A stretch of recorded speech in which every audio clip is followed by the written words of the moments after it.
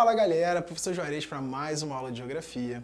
E hoje a gente vai falar um pouquinho sobre a história dessa cartografia, a história de como a gente começa a desenvolver um pouco desse pensamento cartográfico e de como ele aparece para a gente, tá? Óbvio que as coisas elas começam em branco. E aí a gente precisa de algum modo tentar ao máximo desenvolver ali uma espécie de carta, uma espécie de forma de orientação, tá? Para que servia a carta topográfica no passado? Da mesma maneira que ela funciona hoje. Ela servia para orientação, ela servia para localização de coisas dentro desse espaço e também ela ajudava demais a demonstrar o modo de vida das pessoas naquela época.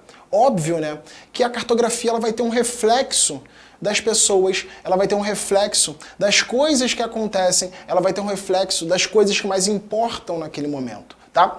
Como eu já falei com vocês, o mapa, ele é uma linguagem.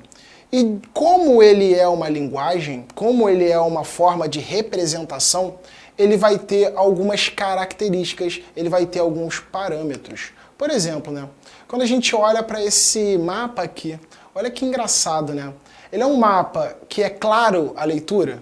A gente consegue interpretar ele de forma assim, olhei, eu sei do que ele está falando, eu sei o que ele está me mostrando, eu sei o que ele quer me mostrar com isso. Claro que não, E isso é um mapa mais antigo. Um mapa que não tem as orientações, que tem muito, da arte, além das técnicas utilizadas para a representação. Então, na nossa história, a gente vai ter esses mapas, como importantes símbolos de época. Mas esses mapas antigos, eles acabam não apresentando os elementos técnicos que a gente vai ter nos dias de hoje, beleza? Eles vão servir muito mais pra gente, tá? Como uma forma, de mostrar como a população e como o espaço, eles eram utilizados, eles eram desenvolvidos, como as pessoas representavam aquele espaço no qual elas conheciam, tá? E se elas conhecessem pouco do planeta, óbvio que o pouco seria representado. A gente ainda não tinha tecnologia para ter um amplo conhecimento, para ter uma difusão desse conhecimento, beleza? Mas os mapas, eles vão ter uma grande presença, um grande valor, uma grande importância histórica, tá bom? Então, ele não representa da maneira que a gente quer, que a gente precisa para se orientar da maneira mais eficiente nesse espaço. Mas esses mapas antigos, eles têm grande valor histórico, porque eles ajudam a gente a entender a evolução desse processo cartográfico, a evolução desse processo ao longo do tempo, as mudanças que foram acontecendo ao longo do tempo e como essas transformações trazem a gente nos dias de hoje, tá? Na próxima aula a gente vai falar sobre os elementos do mapa, sobre as características do mapa. Então é legal a gente ter essa construção para chegar no que é o mapa hoje, tá bom? Olha só, galera. Em seguida, o que é importante para a gente, Entender que se os mapas eles são construídos ao longo de um tempo e por uma civilização, as coisas que essa civilização tem, que mais importam, elas acabam também refletindo nesses mapas, beleza? Principalmente, quando a gente fala da religiosidade dentro desses espaços, beleza? Os mapas do passado, eles vão ter uma importante visão religiosa sobre a representação do espaço. E isso vai acontecer principalmente pra gente na Idade Média.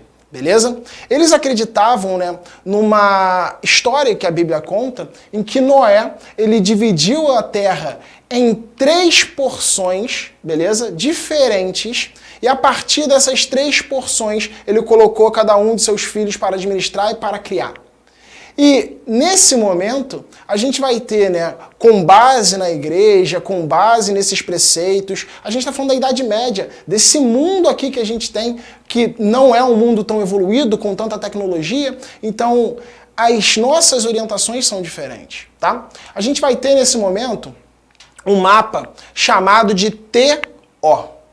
Aí você vai falar assim, nossa, o que é esse mapa TO? Não tem nada nesse quadro. Você não está mostrando nada pra gente. O mapa TO, galera, ele vai ser chamado dessa maneira pelas formas que existiam, para montá-lo, tá? E essas formas vão ser o T e o O. Mas como assim? Primeiro de tudo, o conhecimento sobre a Terra até aquele momento não era gigantesco. A gente conhecia alguns poucos espaços, tá?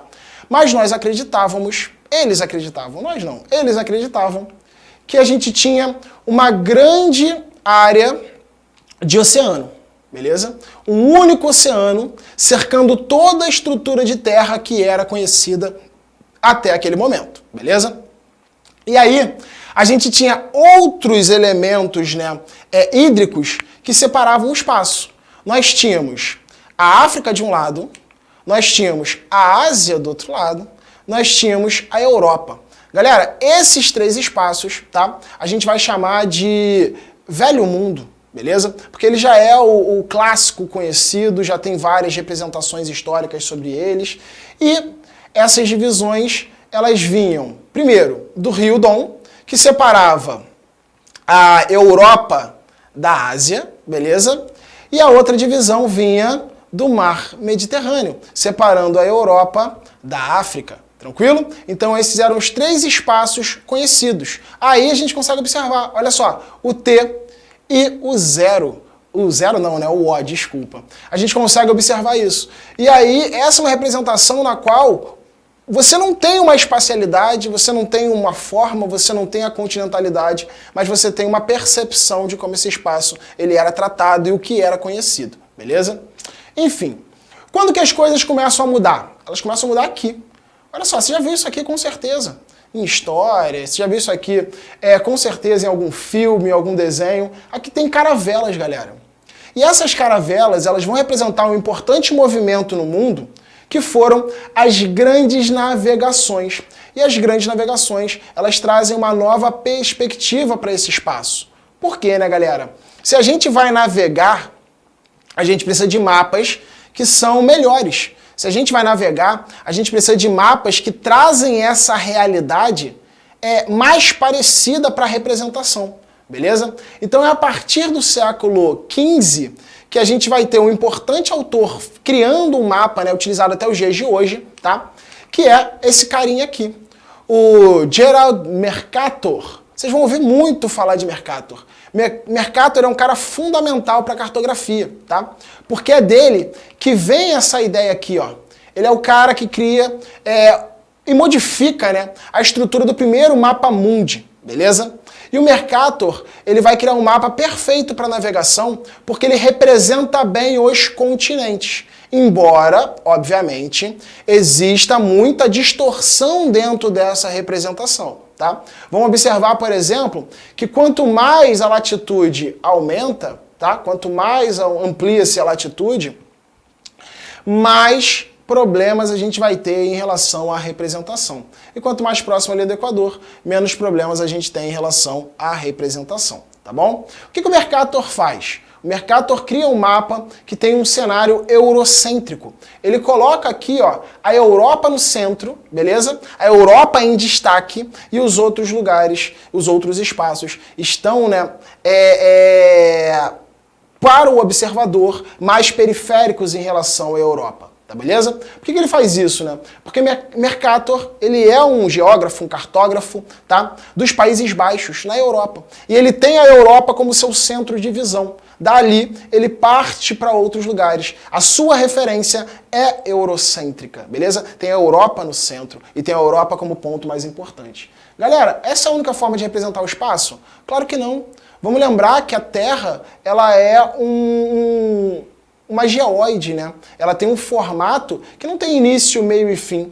Então, a forma que a gente representar esses continentes, ela é válida. A forma que a gente colocar esses continentes dentro de um planisfério é válido. Não importa, não existe certo ou errado. A gente só precisa botar as orientações necessárias. E o Mercator, ele já começa aqui a botar orientações muito diversas daquelas que existiam nos mapas mais antigos. Olha só, já existe todo um posicionamento desse espaço, já existe todo um direcionamento, né, com rotas marítimas, por exemplo. Ele faz uma cartografia muito mais evoluída, muito mais importante e próspera para esse momento, tá bom? Enfim, gente, nós vamos ficar por aqui, tá? Na próxima aula a gente vai continuar falando ainda sobre mapas, tá bom? Qualquer dúvida, fala comigo, manda mensagem e a gente se vê. Beijo, beijo, tchau, tchau e até a próxima, galera.